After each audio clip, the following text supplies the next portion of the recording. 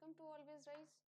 तो ये class live होनी थी बट हो नहीं पाई, सो इसको हम रिकॉर्ड करके डाल रहे हैं। और इसमें हम लोग पीवाईक्यूज करेंगे रिलेटेड टू ज्योग्राफी, ठीक है, जो कि आपके यूजीसी नेट के एग्जाम के लिए बहुत ज़्यादा इंपॉर्टेंट है। साथ ही साथ आपके हर उस ज्योग्राफी के एग्जाम के लिए इंपॉर्टेंट है जहाँ पे भी ज्योग्राफी पूछी जाती है, प्योर ज्योग्राफी पूछी जाती है वहाँ पे, ठीक है। तो हम आपको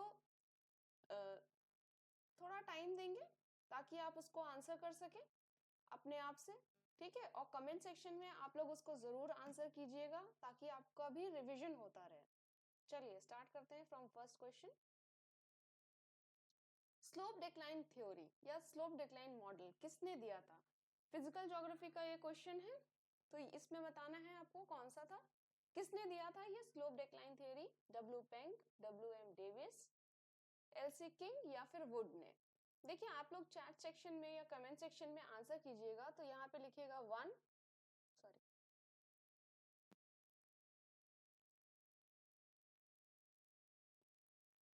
ठीक है, वन लिखने के बाद और आगे उसका ए बी या सी जो भी आपका आंसर है वो कीजिएगा, ठीक है।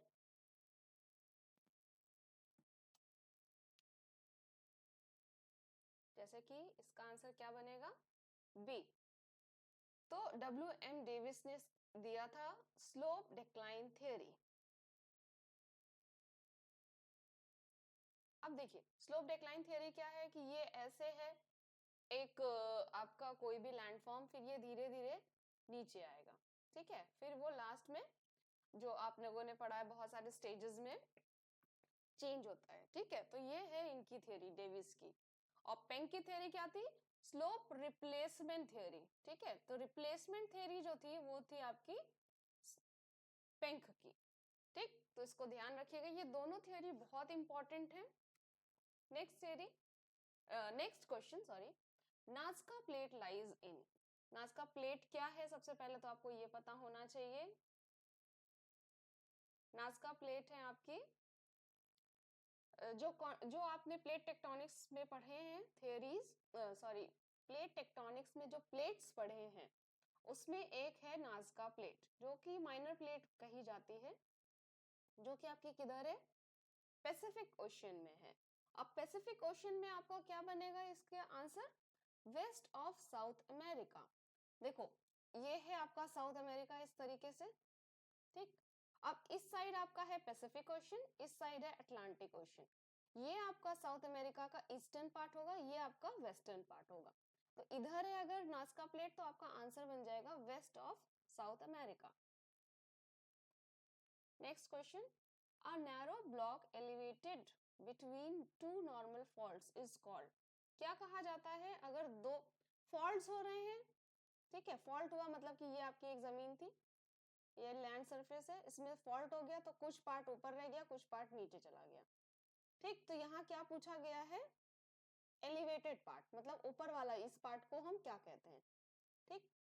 तो आप पहले ये बताइए कि इस पार्ट को क्या कहते हैं, फिर ये बताइएगा कि इस पार्ट को क्या कहते हैं, जो नीचे वाला पार्ट है उसको क्या कहते हैं, ठीक है। चलो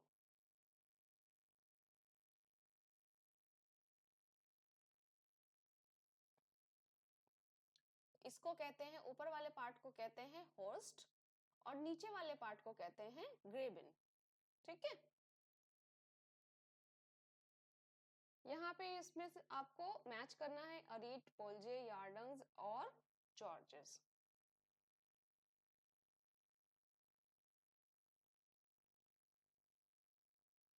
तो अरीट क्या होता है आपका?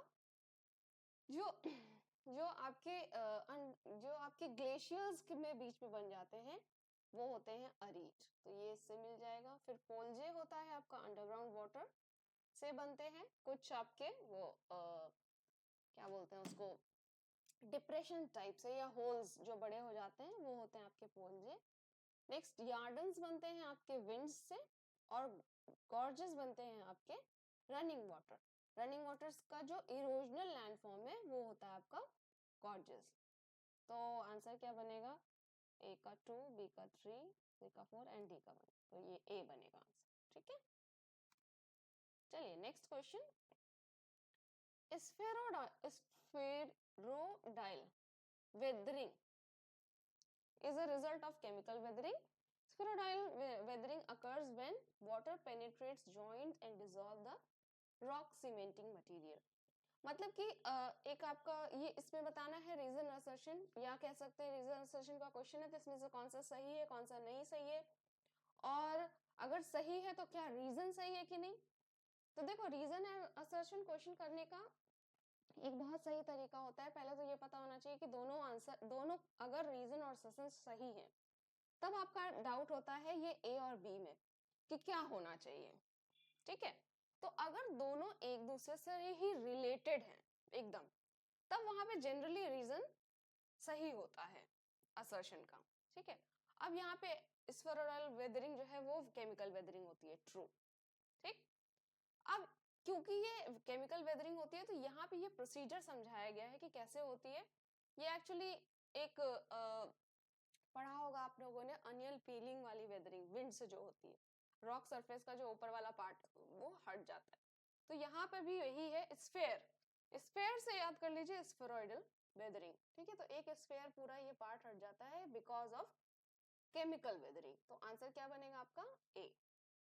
चलिए next question. The island along the mid Atlantic ridge is highly prone to volcanic activity. The sea reason दिया है, the sea floor spreading is the main cause of earthquake in Atlantic Ocean। अब देखिए क्या बोला हमने, assertion और reason अगर दोनों एक ही चीज से रिलेटेड है तो आपका आंसर ए और बी में से कोई होगा। या तो पहले तो होगा कि दोनों सही है, अगर सही है तो वो ए और बी में से आपको पता करना है। और ए और बी में कैसे पता चलेगा, अगर वो रिलेटेड है तब। ठीक है, चलिए फटाफट आंसर दीजिए।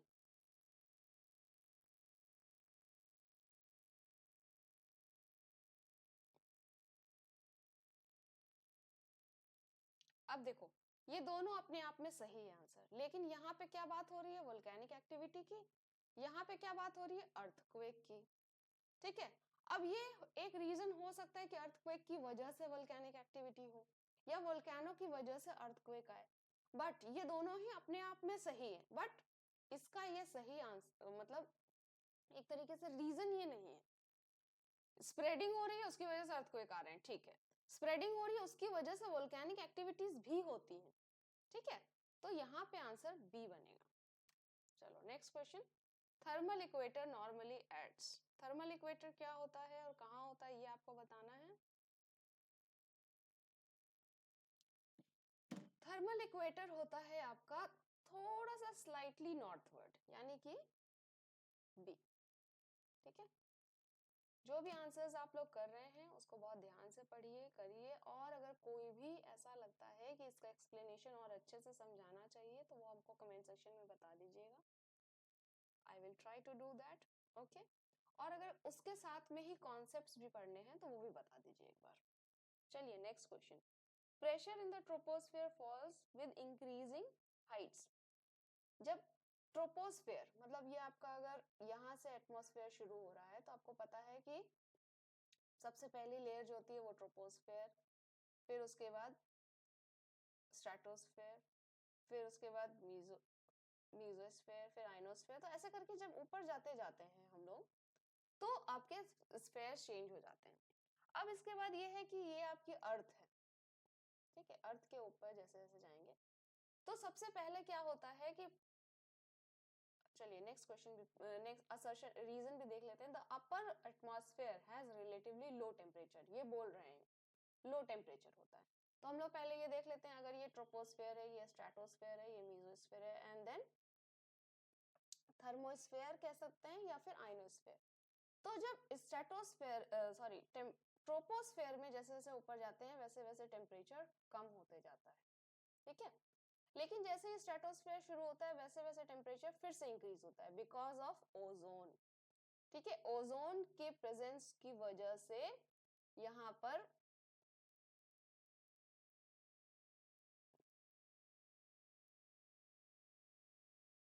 आपका ये टेम्परेचर कम होने लगता है। क्योंकि वो अल्ट्रावायलेट रेज को अपने अंदर खींच लेती है, ठीक है। फिर नेक्स्ट इसके बाद बिकॉज ऑफ अल्ट्रावायलेट रेज यहाँ पर टेम्परेचर इंक्रीज होता है। फिर उसके बाद मेसोस्फीयर में फिर से कम होता है, ठीक है। लेकिन जैसे ही थर्मोस्फेयर में जाते हैं फिर टेम्परेचर इंक्रीज होने लगता है बिकॉज ऑफ आयंस। आयंस मतलब नेगेटिव एंड पॉजिटिवली चार्ज जो पार्टिकल्स होते हैं, यहाँ पे पार्टिकल्स एयर के पार्टिकल्स या गैसेस के पार्टिकल्स जो है वो आयंस फॉर्म में मिलते हैं, इस वजह से यहाँ पे टेम्परेचर फिर से इंक्रीज होने लगता है। तो क्या बोला गया है, अपर एटमॉस्फेयर में टेम्परेचर लो होता है, नहीं, टेम्परेचर हाई होता है because of presence of ions.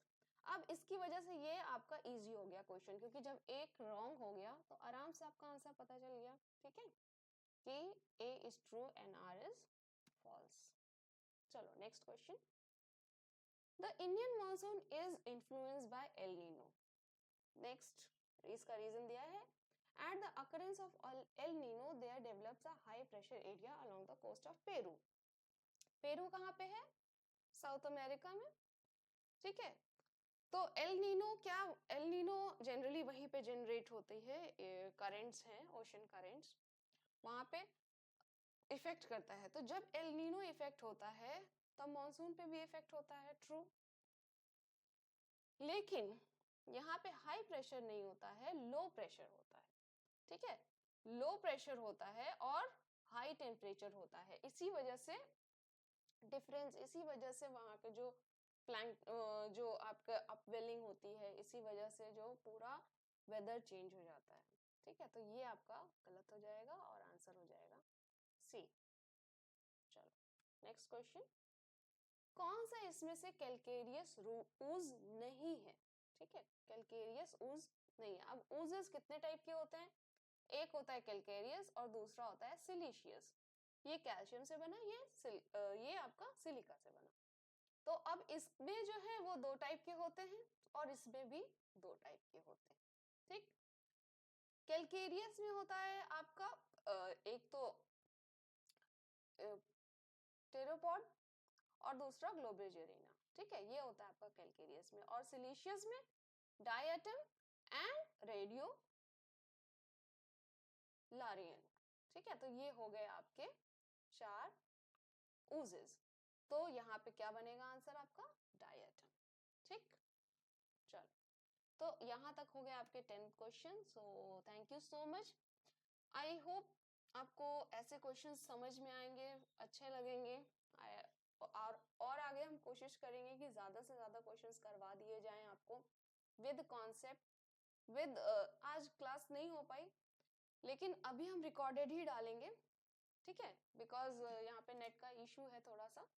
अगर सारी चीजें नॉर्मल हो जाती हैं फिर उसके बाद हम लोग लाइव क्लासेस भी करेंगे।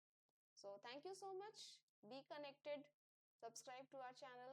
Thank you so much. Bye bye, take care.